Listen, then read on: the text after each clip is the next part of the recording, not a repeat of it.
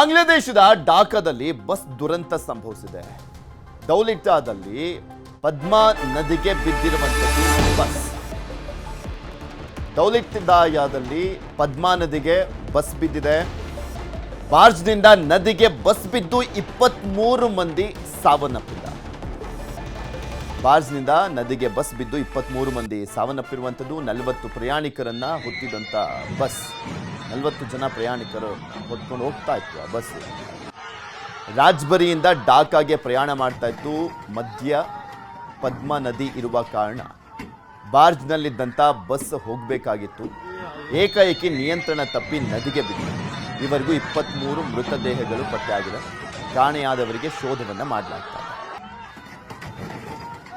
ಯಾವ ರೀತಿಯಾಗಿ ಬಿದ್ದಿದೆ ಅನ್ನುವಂಥದ್ದು ಕೂಡ ಸರಿಯಾಗಿದೆ. ಅಲ್ಲಿ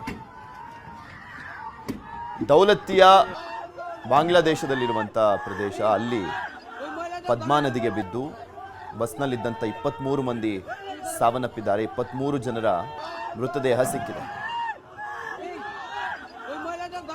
ನೋಡಿ, ಅಲ್ಲಿ ಬಸ್ನಲ್ಲಿ ಬಿದ್ದಂಥವರು ಪ್ರಾಣವನ್ನ ಉಳಿಸ್ಕೊಳ್ಳಿಕ್ಕೆ ಪ್ರಯತ್ನ ಪಟ್ಟಿದ್ದಾರೆ. ಕೆಲವರನ್ನ ಉಳಿಸಲಾಗಿದೆ. 40 ಜನ ಪ್ರಯಾಣಿಕರು ಇದ್ರು. ಅದರಲ್ಲಿ 40 ಜನ ಪ್ರಯಾಣಿಕರ ಪೈಕಿ 23 ಜನರ ಮೃತದೇಹ ಸಿಕ್ಕಿದೆ. ಕೆಲವರನ್ನ ರಕ್ಷಣೆ ಮಾಡಲಾಗಿದೆ. ಆ ಬಸ್ ಬೀಳುವಂತ ದೃಶ್ಯಾವಳಿ ಕೂಡ ಸರಿಯಾಗಿದೆ.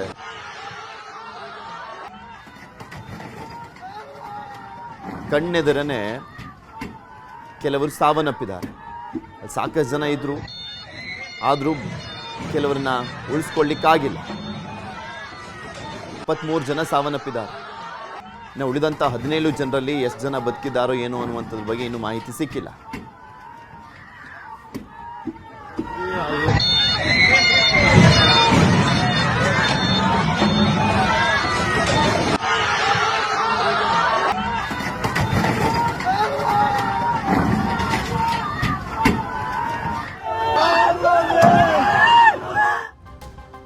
ಆಂಧ್ರದ ಮಾರ್ಕಾಪುರಂ ಬಳಿ ಭೀಕರ ಬಸ್ ಅಪಘಾತ ಸಂಭವಿಸಿದೆ. ಟಿಪ್ಪರ್ ಲಾರಿಗೆ ಡಿಕ್ಕಿ ಹೊಡೆದು ಖಾಸಗಿ ಬಸ್ ಬೆಂಕಿಗೆ ಆಹುತಿಯಾಗಿದೆ. ಆಂಧ್ರದ ಮಾರ್ಕಾಪುರಂ ಬಳಿ ಭೀಕರ ಬಸ್ ಅಪಘಾತ ಸಂಭವಿಸಿರೋದು. ಟಿಪ್ಪರ್ ಲಾರಿಗೆ ಡಿಕ್ಕಿ ಹೊಡೆದು ಖಾಸಗಿ ಬಸ್ಗೆ ಬೆಂಕಿ ತಗುಲಿದೆ. ಖಾಸಗಿ ಬಸ್ನಲ್ಲಿದ್ದಂಥವರ ಪೈಕಿ 10 ಜನ ಸಜೀವ ದಹನ ಆಗಿದ್ದಾರೆ. ಖಾಸಗಿ ಬಸ್ನಲ್ಲಿದ್ದಂಥವರ ಪೈಕಿ 10 ಜನ ಸಜೀವ ದಹನ ಆಗಿದ್ದಾರೆ. 20 ಜನರಿಗೆ ಗಂಭೀರ ಗಾಯ ಆಗಿದೆ. ಆಸ್ಪತ್ರೆಗೆ ದಾಖಲು ಮಾಡಲಾಗಿದೆ. ತೆಲಂಗಾಣದ ನಿರ್ಮಲ್ನಿಂದ ನೆಲ್ಲೂರಿಗೆ ಬರ್ತಾ ಇದ್ದಂಥ ಬಸ್ ತನಿಖೆಗೆ ಸೂಚನೆಯನ್ನು ಕೊಟ್ಟಿದ್ದಾರೆ ಆಂಧ್ರ ಸಿಎಂ ಚಂದ್ರಬಾಬು ನಾಯ್ಡು. ಆಂಧ್ರದ ಮರ್ಕಾಪುರಂ ಬಳಿ ನಡೆದಿರುವಂಥ ಭೀಕರ ಬಸ್ ಅಪಘಾತ ಇದೆ. ಟಿಪ್ಪರ್ ಲಾರಿಗೆ ಡಿಕ್ಕಿ ಹೊಡೆದು ಖಾಸಗಿ ಬಸ್ಗೆ ಬೆಂಕಿ ತಾಗಿದೆ. ಖಾಸಗಿ ಬಸ್ನಲ್ಲಿದ್ದಂಥವರ ಪೈಕಿ 10 ಜನ ಸಜೀವ ದಹನ ಆಗಿದ್ದಾರೆ. 20 ಜನರಿಗೆ ಗಂಭೀರ ಗಾಯ ಆಗಿದೆ. ಆಸ್ಪತ್ರೆಗೆ ದಾಖಲು ಮಾಡಿ ಟ್ರೀಟ್ಮೆಂಟ್ ಅನ್ನು ಕೊಡಲಾಗ್ತಾ ಇದೆ. ತೆಲಂಗಾಣದ ನಿರ್ಮಲ್ನಿಂದ ನೆಲ್ಲೂರಿಗೆ ಬರ್ತಾ ಇದ್ದಂಥ ಬಸ್ ಅಂತ ಇದು. ತನಿಖೆಗೆ ಸೂಚನೆಯನ್ನು ಕೊಡಲಾಗಿದೆ. ಟಿಪ್ಪರ್ ಲಾರಿಗೆ ಗುದ್ದಿದಂಥ ಪರಿಣಾಮ ಇನ್ಯಾವ ಸ್ಪೀಡಲ್ಲಿದ್ರು ಅನ್ನುವಂಥದ್ದು ಈ ಅಪಘಾತ ನೋಡಿದ್ರೇ ಗೊತ್ತಾಗುತ್ತೆ. ಬೆಂಕಿ ಹೊತ್ಕೊಳ್ಳೋ ಲೆವೆಲ್ಗೆ ಗುದ್ದಿದ್ದಾರೆ ಅಂದರೆ ತುಂಬ ಸ್ಪೀಡಲ್ಲೇ ಬಂದು ಗುದ್ದಿರೋದು. ಬಸ್ ಸಂಪೂರ್ಣವಾಗಿ ಬೆಂಕಿಗೆ ಆಹುತಿಯಾಗಿದೆ. ಹೊತ್ಕೊಂಡು ಉರಿದಿದೆ. 20ಕ್ಕೂ ಹೆಚ್ಚು ಜನರನ್ನ ಆಸ್ಪತ್ರೆಗೆ ದಾಖಲು ಮಾಡಿ ಚಿಕಿತ್ಸೆಯನ್ನು ಕೊಡಿಸಲಾಗ್ತದೆ. 10 ಜನ ಬಸ್ನಲ್ಲೇ ಸಾವನ್ನಪ್ಪಿದ್ದಾರೆ. ಸಜೀವ ದಹನ ಆಗಿದ್ದಾರೆ. ಈ ಘಟನೆಗೆ ಸಂಬಂಧಪಟ್ಟಂತೆ ತನಿಖೆಯನ್ನು ಮಾಡುವಂತ ನಿಟ್ಟಿನಲ್ಲಿ ಆಂಧ್ರದ ಮುಖ್ಯಮಂತ್ರಿ ಚಂದ್ರಬಾಬು ನಾಯ್ಡು ಸೂಚನೆಯನ್ನು ಕೊಟ್ಟಿದ್ದಾರೆ. ಬಸ್ ಸುಟ್ಟು ಕರ್ಕಲಾಗೋಗಿದೆ. ಯಾರದ್ದು ತಪ್ಪು ಇಲ್ಲಿ ಏನು ಎತ್ತ ಗೊತ್ತಾಗಿಲ್ಲ ಇನ್ನು. ಬಟ್ ಈ ಒಂದು ಅಪಘಾತದಿಂದ 10 ಜನ ಸಾವನ್ನಪ್ಪಿದ್ದಾರೆ. ಟಿಪ್ಪರ್ ಲಾರಿ, ಜಲ್ಲಿಕಲ್ಲೆಲ್ಲ ತುಂಬಿಕೊಂಡು ಹೋಗ್ತಾ ಇದ್ದಂಥ ಲಾರಿ ಅದು. ನೋಡಿ, ಅದು ಕೂಡ ಹೊತ್ಕೊಂಡು ಉರಿದೋಗಿದೆ. ಒಂದು ಕಡೆ ಬಸ್ಸು ಕೂಡ ಹೊತ್ತುರ್ದಿದೆ, ಇನ್ನೊಂದು ಕಡೆ ಟಿಪ್ಪರ್ ಲಾರಿ ಕೂಡ ಹೊತ್ಕೊಂಡು ಉರಿದಿದೆ. Sleeper coach bus.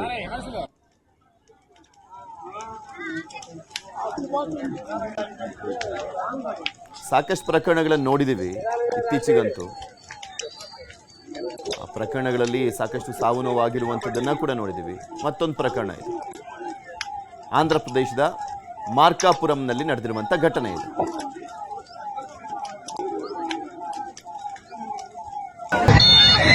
ಈ ಬಗ್ಗೆ ಬಗ್ಗೆ ಇನ್ನಷ್ಟು ಮಾಹಿತಿಯನ್ನ ಕೊಡ್ತಾ ಹೋಗ್ತಾರೆ ನಮ್ಮ ನ್ಯೂಸ್ ಎಡಿಟರ್ ಆಗಿರುವಂಥ ಡಾಕ್ಟರ್ ರಮೇಶ್ ಕುಮಾರ್ ಜೋಲ್ದಾಳ್ ದೂರವಾಣಿ ಸಂಪರ್ಕದಲ್ಲಿ ಜಾಯ್ನ್ ಆಗಿದ್ದಾರೆ. ರಮೇಶ, ಎರಡು ಪ್ರಕರಣಗಳನ್ನು ನೋಡ್ತಾ ಇದ್ದೀವಿ. ಒಂದು ಕಡೆ ಎರಡು ಕೂಡ ಬಸ್ ದುರಂತದ್ದೇ. ಒಂದು ಕಡೆ 23 ಜನ ಸಾವನ್ನಪ್ಪಿದ್ದಾರೆ, ಮತ್ತೊಂದು ಕಡೆ 10 ಜನ ಸಾವನ್ನಪ್ಪಿದ್ದಾರೆ. ಈ ಆಂಧ್ರದಲ್ಲಿ ನಡೆದಂಥ ಘಟನೆಯ ವಿಚಾರಕ್ಕೆ ಸಂಬಂಧಪಟ್ಟಂತೆ ಏನು ಅಪ್ಡೇಟ್ ಸಿಗ್ತಾ ಇದೆ? ಮತ್ತು ಇಲ್ಲಿ ಬಾಂಗ್ಲಾದೇಶದಲ್ಲಿ ಆಗಿದೆಯಲ್ಲ, 40 ಜನರ ಪೈಕಿ 23 ಜನ ಮೃತದೇಹ ಸಿಕ್ಕಿದೆ. ಉಳಿದಂಥವ್ರು ಏನಾದರೂ ಅದ್ರ ಬಗ್ಗೆ ಏನಾದರೂ ಡೀಟೇಲ್ಸ್ ಸಿಗ್ತಾ? ಪೃಥ್ವಿ, ಮೊದಲು ನಾವು ಬಾಂಗ್ಲಾದ ಡಾಕಾದ್ ನೋಡೋದಾದ್ರೆ ಕಂಪ್ಲೀಟ್ಲಿ ಇದು ಡ್ರೈವರ್ ನೆಗ್ಲಿಜೆನ್ಸಿ ಮತ್ತೆ ಸೇಫ್ಟಿ ಎಷ್ಟು ಮಟ್ಟಿಗೆ ಫೇಲ್ಯೂರ್ ಆಗಿದೆ ಅನ್ನೋದಕ್ಕೆ ಈ ವಿಡಿಯೋ ಒಂದು ಸಾಕ್ಷಿ ಆಗುತ್ತೆ. ಸೊ ನಾವು ಸೇಮ್ ಈಗ ಹೆಂಗೆ ಸಾಗರದ ಸಿಗಂದೂರಿಗೆ ಹೋಗ್ತೀವಿ, ಬಾರ್ಜಲ್ಲಿ ಹತ್ಬಿಟ್ಟು ಆ ಕಡೆ ಸಿಗಂದೂರು ದೇವಸ್ಥಾನಕ್ಕೆ ಹೋಗ್ತೀವಿ, ಆ ಥರ ವ್ಯವಸ್ಥೆ. ಬಾರ್ಜಲ್ಲಿ ನದಿ ದಾಟೋ ಅಂಥದ್ದು, ಅದು ಪದ್ಮಾ ನದಿ. ಆ ನದಿಯಲ್ಲಿ ಒಟ್ಟು ಒಂದು 3 ಬಸ್ಸು, ಒಂದು 4-5 ಕಾರ್ಗಳು, ಒಂದಿಷ್ಟು ಬೈಕ್ಗಳು ನಿಲ್ಲುವಂತಹ ವ್ಯವಸ್ಥೆ ಇರ್ತಕ್ಕಂಥ ಅಷ್ಟು ದೊಡ್ಡದಾದ ಬಾರ್ಜ್ ಅದು. ಮತ್ತೆ ಪದ್ಮಾ ನದಿ ತುಂಬಾ ಆಳವಾಗಿದೆ.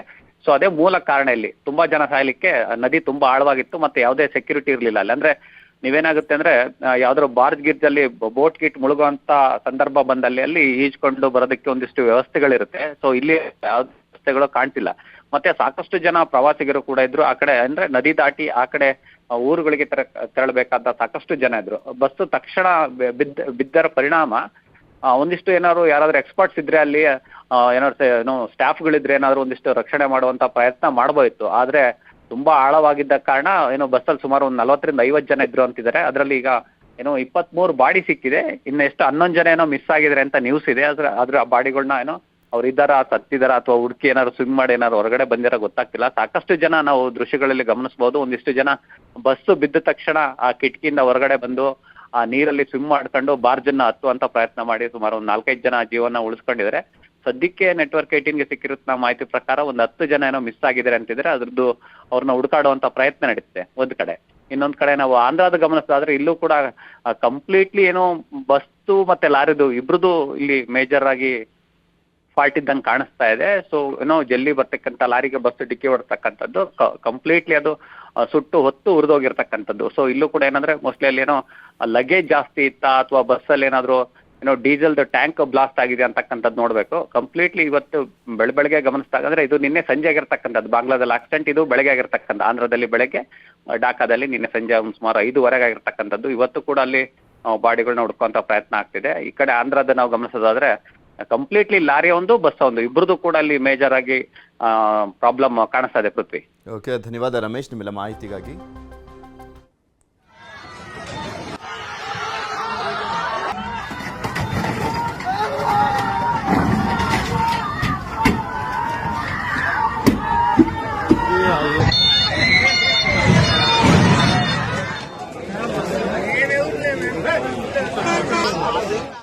ಮಧ್ಯಪ್ರಾಚ್ಯದಲ್ಲಿ ಯುದ್ಧ ಅಂತೂ ನಡೀತಾನೆ ಇದೆ. ಕದನ ವಿರಾಮ ಘೋಷಣೆ ಅನ್ನುವಂಥದ್ದು ಮಾತಿಗಷ್ಟೇ ಸೀಮಿತ ಆಗಿರುವಂಥದ್ದು. ಅಮೆರಿಕ 7 ದಿನದಲ್ಲಿ ಮುಗ್ದೋಗ್ಬಿಡುತ್ತೆ, ಇರಾನ್ ಫಿನಿಶ್ ಮಾಡ್ಬಿಡ್ತೀವಿ ಅಂತ ಅನ್ಕೊಂಡಿದ್ರು. 27 ದಿನ ಆದರೂ ಕೂಡ ಕಂಟಿನ್ಯೂ ಆಗಿದೆ. ಇರಾನ್ ಮತ್ತು ಇಸ್ರೇಲ್ ನಡುವೆ ನಿಲ್ಲದ ಯುದ್ಧ, ಕದನ ವಿರಾಮ ಆಗ್ತಿಲ್ಲ, ಯುದ್ಧವೂ ನಿಲ್ತಾ ಇಲ್ಲ.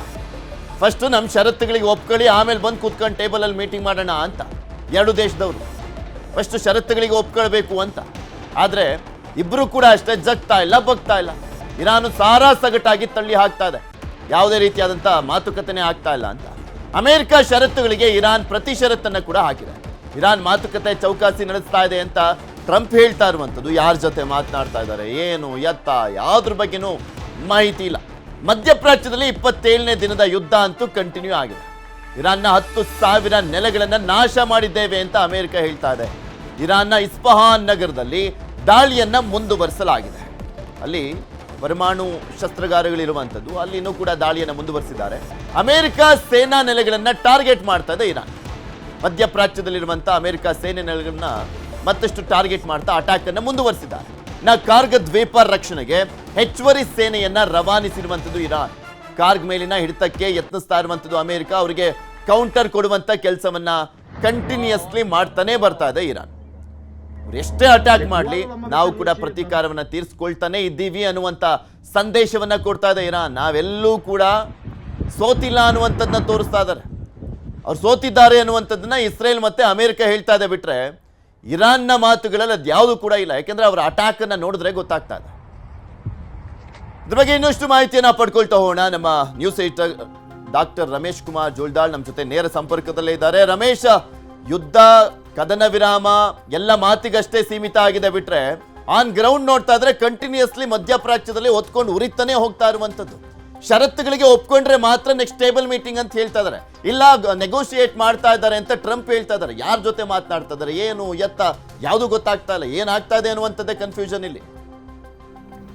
ಪೃಥ್ವಿ, ಕದನ ವಿರಾಮದ ವಿಚಾರದಲ್ಲಿ ಕಂಡೀಷನ್ಸ್ ಬಗ್ಗೆ ಕಳೆದ 4-5 ದಿನಗಳಿಂದ ಚರ್ಚೆ ನಡೀತಾನೆ ಇದೆ. ಸೊ ಈಗೊಂದು ಹೊಸ ಸುದ್ದಿ ಬಂದಿದೆ ಏನಂದರೆ, ಇಸ್ರೇಲ್ ಮತ್ತು ಅಮೇರಿಕ ಎರಡು ಮಿತ್ರ ರಾಷ್ಟ್ರಗಳೇನಿದೆ ಈ ಅಲೈನ್ಸ್ ನಡುವೆ ದೊಡ್ಡ ಬಿರುಕು ಮೂಡಿದೆ. ಒಂದು ಹೆಜ್ಜೆ ಮುಂದೆ ಹೋಗಿರೋ ಟ್ರಂಪು ನೆತನ್ಯಾಹುಗೆ ಸಿಕ್ಕ ಬಟ್ಟೆ ಬೈದು ಹಾಕಿದ್ದಾರೆ. ವಿಚಾರ ಏನಂದರೆ, ನೆತನ್ಯಾಹು ಅಮೇರಿಕಕ್ಕೆ ಟ್ರಂಪ್ಗೆ ಒಂದು ಸಜೆಷನ್ ಕೊಟ್ಟಿದ್ದಾರೆ. ನಾವು ಯಾವುದೇ ಕಂಡೀಷನ್ ಹಾಕಿದ್ರು ಅವರು ಒಪ್ತಾ ಇಲ್ಲ, ಅವ್ರ ಕಂಡೀಷನಿಗೆ ನಾವು ಒಪ್ತಾ ಇಲ್ಲ, ಹಾಗಾಗಿ ಯುದ್ಧ ಒಂದು ಅಂತ್ಯವಾಗೋ ಲಕ್ಷಣ ಇಲ್ಲ, ನಮಗೆಲ್ಲೋ ಒಂದು ರೀತಿ ಸೋಲಾಗ್ತಿದೆ ಅಂತ ಅನ್ನಿಸ್ತಾ ಇದೆ. ಹಾಗಾಗಿ ನಾನೊಂದು ಸಜೆಷನ್ ಕೊಡ್ತೀನಿ ಅಂತ ನೆತನ್ಯಾಹುಗೆ ಟ್ರಂಪ್ ಒಂದು ಸಜೆಷನ್ ಕೊಟ್ಟಿದ್ದಾರೆ. ಆ ಸಜೆಷನ್ ಏನು ಅಂದರೆ, ಇರಾನ್ನಲ್ಲೇ ಒಂದು ರೀತಿಯ ಜೆನ್ಜಿ ಹೋರಾಟವನ್ನು ಸೃಷ್ಟಿ ಮಾಡೋಣ, ಅಲ್ಲಿನ ನಾಗರಿಕರೇ ಮೊಜ್ತಬಾ ವಿರುದ್ಧ ಪ್ರತಿಭಟನೆಯನ್ನು ಮಾಡೋದಕ್ಕೆ ನಾವು ಒಂದು ರೀತಿ ವ್ಯವಸ್ಥೆ ಮಾಡ್ಕೊಳ್ಳೋಣ, ಒಂದು ಕುತಂತ್ರ ಮಾಡೋಣ ಅಂತಕ್ಕಂಥದ್ದು ಒಂದು ಫೋನ್ ಕಾನ್ವರ್ಸೇಷನಲ್ಲಿ ಹೇಳಿದ್ದಾರೆ. ಅಂದರೆ ಯಾವುದೇ ಕಂಡೀಷನ್ಗೆ ಅವರು ಒಪ್ತಿಲ್ಲ, ನಾವು ಒಪ್ತಿಲ್ಲ, ಯುದ್ಧ ನಿಲ್ಲಿಸುವಂಥ ಲಕ್ಷಣಗಳಿಲ್ಲ, ಅವ್ರು ಅಟ್ಯಾಕ್ ಮಾಡ್ತಾನೆ ಇದ್ದಾರೆ. ಹೀಗಾಗಿ ನಾವು ಅಲ್ಲೇ ನಾಗರಿಕರನ್ನೇ ಅಲ್ಲಿನ ಸರ್ಕಾರದ ವಿರುದ್ಧ, ಸರ್ವಾಧಿಕಾರಿ ವಿರುದ್ಧ ಎತ್ತು ಕಟ್ಟೋಣ. ಹಾಗೇನಾದರೂ ಒಂದು ವೇಳೆ ನಾಗರಿಕರ ಮೇಲೆ ಏನಾದರೂ ಪ್ರೊಟೆಸ್ಟ್ ಶುರುವಾದಾಗ ಅಲ್ಲಿನ ಸೇನೆ ಒಂದು ರೀತಿ ಅಟ್ಯಾಕ್ ಮಾಡಬೇಕಾಗತ್ತೆ, ಕಂಟ್ರೋಲಿಗೆ ತರಬೇಕಾಗತ್ತೆ. ಆವಾಗ ಅಲ್ಲೇ ಒಂದಿಷ್ಟು ಸಾವು ನೋವುಗಳು ಉಂಟಾಗುತ್ತೆ. ಆಗ ಬೇರೆ ದಾರಿ ಇಲ್ಲದೆ ಮೊಜ್ತಬಾ ಯುದ್ಧವನ್ನು ನಿಲ್ಲಿಸುವಂತಹ ಒಂದು ಅಂತಿಮ ನಿರ್ಧಾರಕ್ಕೆ ಬರಬಹುದು ಅಂತಕ್ಕಂಥ ಸಜೆಷನ್ನ ನೆತನ್ಯಾಹು ಟ್ರಂಪ್ ಕೊಟ್ಟಿರೋದು. ಆದರೆ ಟ್ರಂಪು ನೆತನ್ಯಾಹು ಸಜೆಷನ್ನ ಅಕ್ಸೆಪ್ಟ್ ಮಾಡೋಕ್ಕೆ ರೆಡಿ ಇಲ್ಲ. ಯಾಕೆಂದರೆ ನೋಡಿ, ಒಂದು ವೇಳೆ ಅಲ್ಲಿ ಜನರನ್ನೇ ಎತ್ತಿ ಕಟ್ಟಿ ನಾವು ಯುದ್ಧವನ್ನು ನಿಲ್ಲಿಸೋದಾದರೆ ನಮ್ಮ ಪ್ರತಿಷ್ಠೆ ಏನಾಗಬೇಡ, ಯುದ್ಧ ಗೆದ್ವಿ ಅಂತ ಆಗಲ್ಲ, ನಾವಲ್ಲಿ ಅಲ್ಲರ ಜನರನ್ನೇ ಚೂ ಬಿಟ್ಟು ಯುದ್ಧವನ್ನು ನಿಲ್ಲಿಸಿದ್ವಿ ಅಂತ ಆಗುತ್ತೆ. ಸೊ ನಾವು ನಮ್ಮ ಶಕ್ತಿ ಪ್ರದರ್ಶನ ಮಾಡಿ ನಮ್ಮ ರಾಜತಾಂತ್ರಿಕ ನಡೆಯಿಂದ ಯುದ್ಧವನ್ನು ಗೆದ್ವಿ ಅಂತ ಆಗಲ್ಲ. ಹಾಗಾಗಿ ನೀವೇನು ಸಜೆಸ್ಟ್ ಮಾಡ್ತಾರೆ ಇದು ಫುಲ್ಲಿ ಇದು ಒಂಥರ ಬೇಡ, ನಮಗೆ ಈ ರೀತಿ ಒಂದು ಕೆಟ್ಟ ಹೆಸರಾಗುತ್ತೆ, ನಮಗೆ ಪ್ರತಿಷ್ಠೆ ಎಲ್ಲ ಹಾಳಾಗುತ್ತೆ ಅಂತಕ್ಕಂಥದ್ದು ಟ್ರಂಪ್ ನೆತನ್ಯಾಹು ಬೈದಿರ್ತಕ್ಕಂಥದ್ದು. ಹೀಗಾಗಿ ನೆತನ್ಯಾಹು ಮತ್ತು ಟ್ರಂಪ್ ನಡುವೆ ಒಂದು ರೀತಿ ಬಿರುಕು ಉಂಟಾಗಿದೆ. ಹಾಗಾಗಿ ಮುಂದಿನ ದಿನಗಳೇ ನಾವು ಯಾವುದೇ ಸಜೆಷನ್ ಕೊಡೋದೇ ಬೇಡ ಅಂತಕ್ಕಂಥ ಮನಸ್ಥಿತಿಗೆ ನೆತನ್ಯಾಹು ಬಂದಿದ್ದಾರೆ ಅಂತಕ್ಕಂಥ ಸುದ್ದಿ ಸಿಗ್ತಾ ಇದೆ. ಹಾಗಾಗಿ ಈಗ ಬೇರೆ ದಾರಿ ಇಲ್ಲ, ಜಂಜಿ ಹೋರಾಟದ ಪ್ಲಾನ್ ಏನಿತ್ತು ಅದು ಅಟರ್ ಫ್ಲಾಪ್ ಆಗಿದೆ. ಹೀಗಾಗಿ ಟ್ರಂಪ್ ನೇರವಾಗಿ ನಾವೇ ಏನಾಗಿದೆ, ಇರಾನ್ ಬಹುಮುಖ್ಯವಾಗಿಟ್ಟಿರ್ತಕ್ಕಂಥ ನಾಗರಿಕರ ಹಕ್ಕುಗಳನ್ನ ರಕ್ಷಣೆ ಮಾಡಬೇಕು ಮತ್ತು ನೀವು ದಾಳಿಯನ್ನು ಮಾಡಬಾರ್ದು ಅಂತಕ್ಕಂಥದ್ದು. ಈಗ ಆಲ್ರೆಡಿ ಒಂದು ಸ್ಕೂಲ್ ಮೇಲೆ ಅಟ್ಯಾಕ್ ಮಾಡಿ ಒಂದು 200 ಜನ ಮಕ್ಕಳು ಮೃತಪಟ್ಟಿದ್ದಾರೆ. ಈಗ ಆಲ್ರೆಡಿ ಅದು ಜಾಗತಿಕ ಮಟ್ಟದಲ್ಲಿ ದೊಡ್ಡ ಚರ್ಚೆ ಆಗ್ತಿದೆ. ಅಮೆರಿಕ ಮತ್ತು ಇಸ್ರೇಲ್ ಮಕ್ಕಳನ್ನು ಕೂಡ ಬಿಡ್ತಾ ಇಲ್ಲ. ಮುಖ್ಯವಾಗಿ ಯುದ್ಧ ಅಂದರೆ ಎರಡು ಸೇನೆಗಳ ನಡುವೆ ನಡಬೇಕಾಗಿರ್ತಕ್ಕಂಥ, ಅದು ಬಿಟ್ಟು ನಾಗರಿಕರ ಮೇಲೆ ದಾಳಿ ಮಾಡ್ತಕ್ಕಂಥದ್ದು ನಿಜವಾದ ವೀರನ ಲಕ್ಷಣ ಅಲ್ಲ. ಹಾಗಾಗಿ ಜನರನ್ನ ದಾಳಿ ಆಗಿಸ್ಬಾರ್ದು, ಯಾವುದೇ ಯುದ್ಧ ಆಗಲಿ ಸೈನಿಕರ ನಡುವೆ ನಡೆಯಬೇಕು ಅಂತಕ್ಕಂಥದ್ದು. ಆದರೆ ನೆತನ್ಯಾಹು ಕೊಟ್ಟರ ಸಜೆಷನ್ ನೋಡಿದರೆ ಇಲ್ಲಿ ನಾಗರಿಕರನ್ನೇ ಬಲಿ ಕೊಡುವಂಥ ಒಂದು ಕುತಂತ್ರ ಮತ್ತು ಪ್ಲಾನ್. ಹಾಗಾಗಿ ಟ್ರಂಪ್ ಹೇಳ್ತಾ ಇದ್ದಾರೆ, ನಾಗರಿಕರನ್ನ ಬಲಿ ಕೊಡುವಂಥ ಯಾವುದೇ ಪ್ಲಾನ್ ಅಥವಾ ಕುತಂತ್ರ ಬೇಡ, ಇಲ್ಲಿ ನೇರವಾಗಿ ಸೇನೆಗಳ ನಡುವೆ ಯುದ್ಧ ಆಗಲಿ, ಆ ಮೂಲಕ ನಾವು ಗೆದ್ದರೆ ನಮಗೊಂದು ಪ್ರತಿಷ್ಠೆ ಅಖಾಡಕ್ಕೆ ಇಳಿದಿರೋದ್ರಿಂದ ಅಂತಕ್ಕಂಥದ್ದು ಟ್ರಂಪ್ ಹೇಳಿರ್ತಕ್ಕಂಥದ್ದು. ಇನ್ನೊಂದು ಕಡೆ ಕಂಡೀಷನ್ಗಳ ಬಗ್ಗೆ ಮಾತಾಡಿದ್ರೆ ಪೃಥ್ವಿ, ಇರಾನ್ ಹಾಕಿರ್ತಕ್ಕಂಥ ಕಂಡೀಷನ್ಗೆ ಅಮೆರಿಕ ಯಾವುದೇ ಕಾರಣಕ್ಕೂ ಒಪ್ತಾ ಇಲ್ಲ. ಅಂದರೆ ಗಲ್ಫ್ ರಾಷ್ಟ್ರಗಳಿರ್ತಕ್ಕಂಥ ಸೇನೆಯನ್ನು ವಾಪಸ್ ತಗೋಬೇಕು, 6 ಕಡೆ ಏನು ಡಿಪ್ಲಾಯ್ ಮಾಡಿದ್ರೆ ಆ ಸೇನೆಯನ್ನು ವಾಪಸ್ ತಗೋಬೇಕು ಅಂತ. ಆದರೆ ಅಮೆರಿಕ ಇದು ಪ್ರತಿಷ್ಠೆಯ ಮಾತಾಗುತ್ತೆ. ಹಾಗಾಗಿ ಸೇನೆಯನ್ನು ಯಾವುದೇ ಕಾರಣಕ್ಕೂ ವಾಪಸ್ ತಗೊಳ್ಳಲ್ಲ. ಮತ್ತು ನಾಗರಿಕ ಹಕ್ಕುಗಳ ರಕ್ಷಣೆ ಅಂತ ಬಂದಾಗ ಆ ಕಂಡೀಷನ್ಗೆ ಅಮೆರಿಕ ಎಲ್ಲೋ ಒಂದು ಕಡೆ ಒಪ್ಪಿದೆ. ಅದಕ್ಕೆ ಎಕ್ಸಾಂಪಲ್ಲು ಈ ಜಂಜಿ ಹೋರಾಟದ ಕುತಂತ್ರ ಏನಿದೆ ಅದು ಬೇಡ ಅಂತ ಹೇಳಿರೋದು ಇನ್ನೊಂದು. ಆಮೇಲೆ ಹರ್ಮುಜ್ನ ಓಪನ್ ಮಾಡಬೇಕು ಅಂತ ಹೇಳ್ತಿದ್ರೆ, ಆದರೆ ಇರಾನ್ ಏನು ಮಾಡ್ತಾ ಇದ್ರೆ ತನ್ನ ಮಿತ್ರ ರಾಷ್ಟ್ರ ತನಗೆ ಯಾವ್ಯಾವ ರಾಷ್ಟ್ರಗಳು ಬೇಕು, ಫಾರ್ ಎಕ್ಸಾಂಪಲ್ ಭಾರತ ಅಂತ ರಾಷ್ಟ್ರಗಳಿಗೆ ಬಿಟ್ಟರೆ ತನ್ನ ಶತ್ರು ರಾಷ್ಟ್ರಗಳ ಹಡಗುಗಳು ಏನು ಸ್ಟ್ರಕ್ ಆಗಿದೆ ಯಾವುದನ್ನು ಕೂಡ ಒಂದು ಹೆಜ್ಜೆ ಮುಂದೆ ಹೋಗ್ಬಿಡ್ತಾ ಇಲ್ಲ. ಆ ಕಂಡೀಷನ್ಗೆ ಇರಾನ್ ಒಪ್ತಾ ಇಲ್ಲ. ಮತ್ತು ಒಂದು ಸೆಟ್ಲ್ಮೆಂಟ್ ಕೇಳಿದೆ ಇರಾನು, ನಮ್ಮಲ್ಲಿ ಎಷ್ಟು ನಷ್ಟ ಆಗಿದೆ ಅಷ್ಟು ನಷ್ಟವನ್ನು ಅಮೆರಿಕ ಮತ್ತು ಇಸ್ರೇಲ್ ಜಂಟಿಯಾಗಿ ಏನಾದರೂ ಭರ್ತಿ ಮಾಡಿಕೊಟ್ರೆ ನಾವು ಯುದ್ಧವನ್ನು ನಿಲ್ಲಿಸುವ ಒಂದು ಮಾತುಕತೆಗೆ ಬರ್ತೀವಿ ಅಂತ. ಈ ನಡುವೆ ಏನು ಪಾಕಿಸ್ತಾನ ಮಧ್ಯಸ್ಥಿಕೆ ವಹಿಸಿದೆ ಅಂತ ಹೇಳ್ತಿದ್ದಾರೆ. ಆದರೆ ಯಾವುದೇ ಡೆವಲಪ್ಮೆಂಟ್ ಕಾಣಿಸ್ತಾ ಇಲ್ಲ. ಇನ್ನೇನೋ ಒಂದು ಸ್ಟೇಜ್ ರೆಡಿ ಆಯಿತು, ಒಂದು ಶೇಪ್ ಬರ್ತಾ ಇದೆ ಮಾತುಕತೆ ವೇದಿಕೆಗೆ ಅಂತ. ಅದನ್ನು ನೋಡೋದಾದರೆ ಎಲ್ಲೋ ಅದು ಒಂದು ರೀತಿ ಫ್ಲಾಪ್ ಆದಂಗೆ ಕಾಣಿಸ್ತಾ ಇದೆ. ಪಾಕಿಸ್ತಾನ ಮತ್ತು ಟರ್ಕಿ, ಈಜಿಪ್ಟ್ ಏನೊಂದು ಪ್ರಯತ್ನ ಪಡ್ತಿದ್ದೀವಿ, ಆ ಪ್ರಯತ್ನ ಎಷ್ಟರ ಮಟ್ಟಿಗೆ ಎಲ್ಲಿವರೆಗೂ ಬಂದು ನಿಂತಿದೆ, ಅದು ಪಾಸ್ ಆಗುತ್ತಾ ಫೇಲ್ಯೂರ್ ಆಗುತ್ತಾ ಅನ್ನೋದು ಈ ಕ್ಷಣಕ್ಕೂ ಕೂಡ ಯಕ್ಷ ಪ್ರಶ್ನೆ ಆಗಿದೆ ಪೃಥ್ವಿ. ಗಲ್ಫ್ ರಾಷ್ಟ್ರಗಳಲ್ಲಿ ಮಹಾಯುದ್ಧ ಹಿನ್ನೆಲೆಯಲ್ಲಿ ಉತ್ತರ ಕರ್ನಾಟಕದಲ್ಲಿ ತೈಲಕ್ಕೆ ಮುಗಿ ಬೀಳ್ತಾ ಇದ್ದಾರೆ ಜನ. ಯಾಕೆಂದ್ರೆ ರೂಮರ್ಸ್, ಗಾಳಿ ಸುದ್ದಿ, ವದಂತಿಯನ್ನು ಹಬ್ಬಿಸ್ತಾ ಇದ್ದಾರೆ. ಸೊ ಜನ ಮತ್ತೆ ಪೆಟ್ರೋಲ್ ಡೀಸೆಲ್ ಸಿಗದೇ ಇಲ್ಲ ಅನ್ನುವ ರೀತಿಯಲ್ಲಿ ಮುಗಿ ಬೀಳ್ತಾ ಇದ್ದಾರೆ ಪೆಟ್ರೋಲ್ ಬಂಕ್ಗಳ ಮುಂದೆ. ಪೆಟ್ರೋಲ್ ಡೀಸೆಲ್ ಸಿಗಲ್ಲ ಎಂಬ ವದಂತಿ ಹಿನ್ನೆಲೆಯಲ್ಲಿ ಧಾರವಾಡ, ಬೆಳಗಾವಿ, ಯಾದಗಿರಿ, ಕೊಪ್ಪಳ, ಕಲಬುರಗಿ ಸೇರಿದಂತೆ ಹಲವು ಜಿಲ್ಲೆಗಳಲ್ಲಿ ಥರ ಏನೋ ಹಾಗೆ ಬಿಡ್ತು, ಭಾರತದಲ್ಲೂ ಯುದ್ಧ ನಡೀತಾ ಇದೆ ಅನ್ನುವಂಥ ರೀತಿಯಲ್ಲಿ ಬಂಕ್ಗಳ ಮುಂದೆ ಹೋಗಿ ಕ್ಯೂ ನಿಂತ್ಕೊಳ್ತಾ ಇದ್ದಾರೆ. ಮೊದಲೇ ಬೇಸಿಗೆ ಒತ್ಕೊಂಡು ಉರಿತಾ ಇದೆ, ರಣ ಬಿಸಿಲು. ಇಂಥ ಸಂದರ್ಭದಲ್ಲಿ ಫುಲ್ ಟ್ಯಾಂಕ್ ಮಾಡಿಸ್ಕೊಳ್ತಾ ಇದ್ದಾರೆ. ಸ್ವಲ್ಪ ಹೆಚ್ಚು ಕಮ್ಮಿ ಆದರೂ ಕೂಡ ಕಷ್ಟ, ಸ್ವಲ್ಪ ಎಚ್ಚರಿಕೆಯಿಂದ ಇರಿ. ಪೆಟ್ರೋಲ್ ಡೀಸೆಲ್ ಸಿಗಲ್ಲ ಎಂಬ ವದಂತಿ ನಂಬೇಡಿ. ಕೊಪ್ಪಳ ಪೊಲೀಸರಿಂದ ಜಾಗೃತಿ ಮೂಡಿಸುವಂತ ಕೆಲಸ ಆಗ್ತಾ ಇದೆ. ಯಾವುದೇ ರೀತಿಯಿಂದಲೂ ಕೂಡ ಪೆಟ್ರೋಲ್ ಡೀಸೆಲ್ ಕೊರತೆ ಇಲ್ಲ. ಕೊಪ್ಪಳದಲ್ಲಿ 7 IOCL ಕಂಪನಿಯ ಬಂಕ್ಗಳಿದ್ದಾವೆ. ಇಲ್ಲಿ ಇಂಧನ ಸಮಸ್ಯೆ ಇಲ್ಲ ಅಂತ ಹೇಳ್ತಾ ಇದ್ದಾರೆ. IOCL ಬಂಕ್ನ ಮಾಲೀಕರು ಅಲ್ಲಿ ಅದೊಂದು ಜಿಲ್ಲೆಗೆ ಹೆಂಗೆ ಸಮಸ್ಯೆ ಆಗ್ಬಿಡುತ್ತೆ, ಅಲ್ಲಿ ಏನಾದರೂ ಸಪ್ಲೈ ಕಡಿಮೆ ಆಗಿದ್ರೆ ತರಿಸ್ಕೊಳ್ತಾರೆ. ಇಡೀ ಭಾರತದಲ್ಲಿ ಪೆಟ್ರೋಲ್ ಡೀಸೆಲ್ನ ಪ್ರಾಬ್ಲಮ್ ಸದ್ಯಕ್ಕಂತೂ ಇಲ್ಲ. ನಿನ್ನೆ ಕೇಂದ್ರ ಸರ್ಕಾರ ಕೂಡ ಹೇಳಿದೆ ಪೆಟ್ರೋಲ್ ಡೀಸೆಲ್ನ ಅಭಾವ ಇಲ್ಲ ಅಂತ ದೇಶದಲ್ಲಿ. ಈಗ ಆಲ್ರೆಡಿ 6 ಕೋಟಿ ಬ್ಯಾರೆಲ್ ಅನ್ನ ರಷ್ಯಾ ಜೊತೆ ಒಪ್ಪಂದ ಮಾಡ್ಕೊಂಡು ತರಿಸ್ಕೊಳ್ಳಾಗ್ತಾ ಇದೆ. ಅದು ನೆಕ್ಸ್ಟ್ ವೀಕ್ ಒಳಗಡೆ ಬರುತ್ತೆ. 70 ದಿನದ ಸ್ಟೋರೇಜು ಕೂಡ ಇರುವಂಥದ್ದು ಭಾರತದಲ್ಲಿ. ಗ್ಯಾಸ್ ಟ್ರಬಲ್ ಇದೆ, ಇಲ್ಲ ಅಂತಲ್ಲ, ಆದರೆ ಪೆಟ್ರೋಲ್ ಡೀಸೆಲ್ ಸಮಸ್ಯೆ ಸದ್ಯಕ್ಕಂತೂ ಇಲ್ಲ. ನಿಮಗೆ ತೋರಿಸ್ತಾ ಇದೀವಲ್ಲ ದೃಶ್ಯಾವಳಿಗಳಲ್ಲಿ, ಹುಬ್ಬಳ್ಳಿ, ಯಾದಗಿರಿ, ಧಾರವಾಡ, ಕಲಬುರಗಿ ಎಲ್ಲ ಕಡೆನೂ ಕೂಡ ಹಿಂಗೆ ಕ್ಯೂನಲ್ಲಿ ನಿಂತ್ಕೊತಾ ಇದ್ದಾರೆ ಜನ. ಅದು ಬಾಟ್ಲು ತಗೊಂಬರೋದು, ಕ್ಯಾನ್ ತಗೊಂಬರೋದು, ಅದರಲ್ಲೂ ತುಂಬಿಸ್ಕೊಂಡು ಹೋಗೋದು, ಫುಲ್ ಟ್ಯಾಂಕ್ ಮಾಡಿಸ್ಕೊಂಡು ಹೋಗ್ತಾ ಇದ್ದಾರೆ. ಮೊದಲೇ ಉತ್ತರ ಕರ್ನಾಟಕ ಭಾಗದಲ್ಲಿ ಎಂಥ ರಣ ಬಿಸಿಲಿದೆ ಎಲ್ರಿಗೂ ಗೊತ್ತಿರುವಂಥದ್ದೇ. Full tank ಮಾಡಿಸ್ಕೊಂಬೇಡಿ. ಇದು ಕೊಪ್ಪಳದ ದೃಶ್ಯಾವಳಿ. ಅಲ್ಲಿ ಪೊಲೀಸರು ಹೋಗ್ಬಿಟ್ಟು ಅವೇರ್ನೆಸ್ ಮೂಡಿಸ್ತಾ ಇದ್ದಾರೆ. ಗಾಬರಿ ಆಗಬೇಡಿ, ಗಲಿಬಿಲಿ ಆಗಬೇಡಿ, ವದಂತಿ ನಂಬೇಡಿ, ಪೆಟ್ರೋಲ್ ಡೀಸೆಲ್ ಇದೆ, ಸಮಸ್ಯೆ ಇಲ್ಲ ಅನ್ನುವಂಥದ್ದನ್ನ ಹೇಳುವಂಥ ಪರಿಸ್ಥಿತಿ ಬಂದಿದೆ. ಆ ಥರ ಸಮಸ್ಯೆ ಇದ್ರೆ ನಾವೇ ತೋರಿಸ್ತಾ ಇಲ್ವಾ? ಗ್ಯಾಸ್ ಸಮಸ್ಯೆ ಇದೆ, ಅದನ್ನು ತೋರಿಸ್ತಾ ಇದೀವಿ, ಗ್ರೌಂಡ್ ರಿಯಾಲಿಟಿ ಏನಿದೆ ಅಂತ. ಪೆಟ್ರೋಲ್ ಡೀಸೆಲ್ ಇದ್ದಿದ್ರು ಕೂಡ ತೋರಿಸ್ತಾ ಇರ್ಲಿಲ್ವಾ? ರೇಟ್ ಜಾಸ್ತಿ ಆಗ್ತದೆ, ಇಲ್ಲ ಅಂತಲ್ಲ ಪೆಟ್ರೋಲ್ ಡೀಸೆಲ್ದು, ಹಂಗನ್ಬಿಟ್ಟು ಅದರ ಅಭಾವ ಅಂತಲ್ಲ. ಇದೆಲ್ಲದ್ರ ಬಗ್ಗೆ ಮತ್ತಷ್ಟು ಮಾಹಿತಿಯನ್ನ ಪಡ್ಕೊಳ್ತಾ ಹೋಗೋಣ. ಕಲ್ಯಾಣ ಕರ್ನಾಟಕದ ಕೇಂದ್ರ ಜಿಲ್ಲೆ ಆಗಿರುವಂಥ ಕಲಬುರಗಿಯಿಂದ ನಮ್ಮ ಪ್ರತಿನಿಧಿ ಅರುಣ್ ಕುಮಾರ್ ಕದಂ ನಮ್ಮ ಜೊತೆ ನೇರ ಸಂಪರ್ಕದಲ್ಲಿ ಜಾಯ್ನ್ ಆಗಿದ್ದಾರೆ. ಅರುಣ್, ಓಕೆ, ಇವತ್ತು ನಿಮ್ಮ ಹಿಂದೆ ಪೆಟ್ರೋಲ್ ಬಂಕಲ್ಲಿ ನೋಡ್ತಾ ಇದ್ರೆ ನಿನ್ನೆ ಇದ್ದಿದ್ದಂಥ ಕ್ಯೂ ಕಾಣಿಸ್ತಾ ಇಲ್ಲ, ಜನರಿಗೆ ಇದ್ದಿದ್ದಂಥ ವದಂತಿ, ಗಾಳಿ ಸುದ್ದಿ ಅನ್ನುವಂಥದ್ದು ಅಟ್ಲೀಸ್ಟ್ ಗೊತ್ತಾಗಿದೆಯಾ? ಹೇಗಿದೆ ಪರಿಸ್ಥಿತಿ ಸದ್ಯಕ್ಕೆ ಕಲಬುರಗಿಲಿ? ಅದು ಪೃಥ್ವಿ ಏನಂತಂದರೆ ಪೆಟ್ರೋಲ್ಗೆ ಏನು ಅಭಾವ ಇದೆ ಅಂತ ಹೇಳಿ ಸಾಕಷ್ಟು ಏನು ರೂಮರ್ಸ್ ಅನ್ನ ಇತ್ತು. ಆ ರೂಮರ್ಸ್ಗೆ ಈಗ ಜನ ಪ್ಯಾನಿಕ್ ಆಗಿ ಸಾಕಷ್ಟು ಜನ ಪೆಟ್ರೋಲ್ ಬಂಕ್ ಅಂತ ಬಂದು ಈಗ ಪೆಟ್ರೋಲನ್ನು ಹಾಕೊಳ್ಳೋಕ್ಕೆ ಮುಂದಾಗ್ತಾ ಇದ್ರು. ಆದರೆ ಇದು ಏನಂತಂದರೆ ಏನು ಜನ ಇದು ಸುಳ್ಳು ವದಂತಿ ಅಂತ ಹೇಳಿ ಗೊತ್ತಾಗಿರುವಂಥದ್ದು.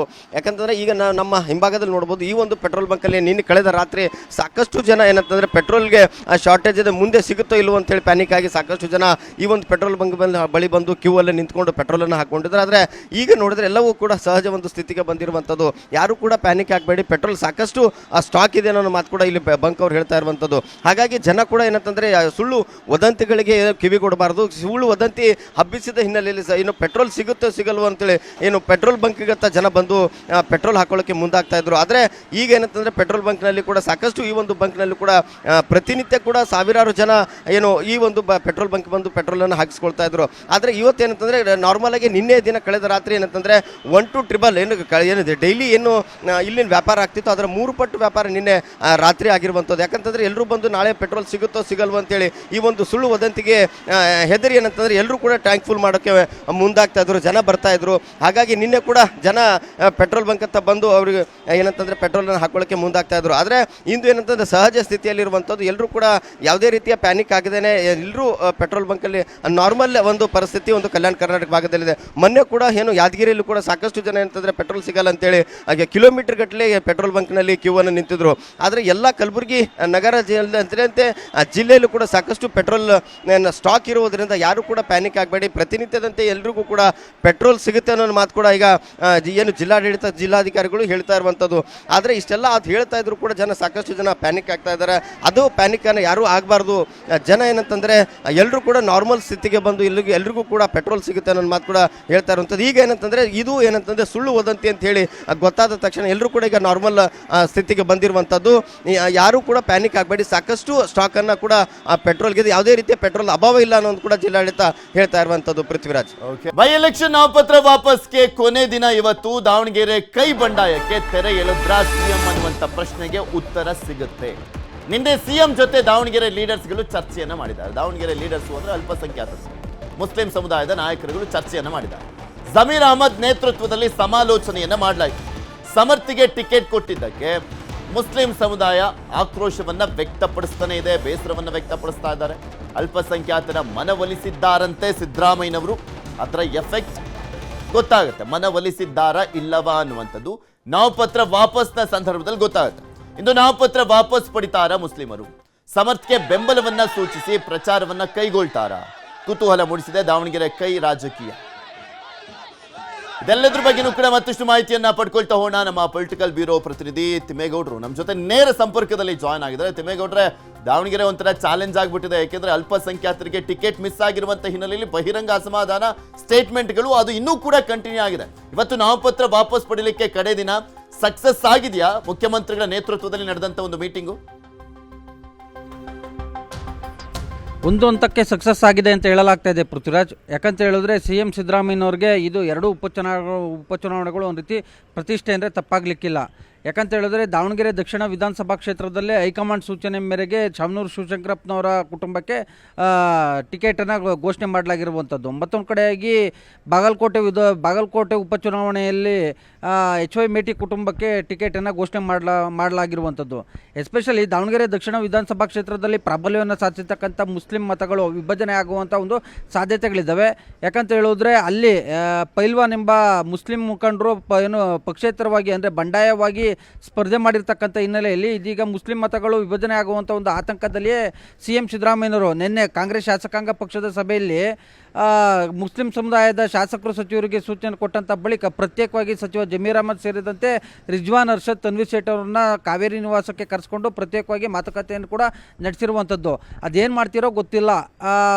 ಪೈಲ್ವಾನ್ ನಾಮಪತ್ರವನ್ನು ವಾಪಸ್ ತೆಗೆದುಕೊಳ್ಳುವಂತೆ ನೋಡ್ಕೊಳ್ಬೇಕು. ಯಾಕಂತ ಹೇಳಿದ್ರೆ ನಮಗೆ ಈ ಬಾರಿ ಎರಡೂ ಚುನಾವಣೆಗಳು ಕೂಡ ಪ್ರತಿಷ್ಠೆ ಮತ್ತು ಸವಾಲಾಗಿರ್ತಕ್ಕಂಥ ಹಿನ್ನೆಲೆಯಲ್ಲಿ ಅಲ್ಲಿ ಮುಸ್ಲಿಂ ಮತಗಳು ನಮಗೆ ಬೇಕೇ ಬೇಕು. ಹೀಗಾಗಿ ಮುಸ್ಲಿಂ ಮತಗಳು ಏನಾದರೂ ವಿಭಜನೆ ಆದರೆ ಪಕ್ಷಕ್ಕೆ ಹಿನ್ನಡೆ ಆಗುತ್ತೆ. ಅದು ಎಲ್ಲ ಒಂದು ಕಡೆಗೆ ಆಡಳಿತಾರೂಢ ಕಾಂಗ್ರೆಸ್ ಸರ್ಕಾರಕ್ಕೆ ಒಂದು ರೀತಿ ಮುಜುಗರ ಮತ್ತು ಮುಖಭಂಗ ಆಗುತ್ತೆ.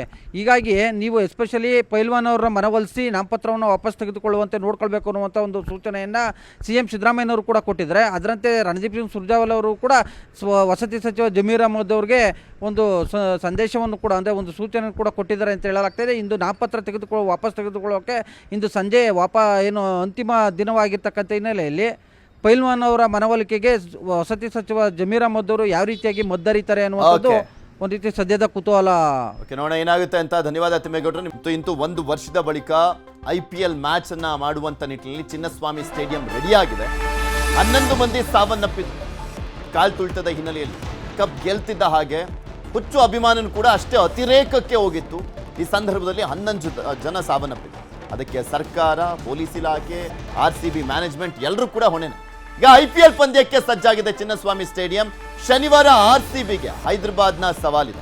RCBಗೆ SRH ಸವಾಲನ್ನು ಹಾಕ್ತಾ ಇರುವಂಥದ್ದು. ಚಿನ್ನಸ್ವಾಮಿ ಸ್ಟೇಡಿಯಂನಲ್ಲಿ ಭಾರಿ ಭದ್ರತೆಯನ್ನ ಕೈಗೊಳ್ಳಲಾಗಿದೆ. ಅದ್ರ ಬಗ್ಗೆ ಮಾಕ್ ಡ್ರಿಲ್ ಮಾಡಲಾಗ್ತಾ ಇದೆ.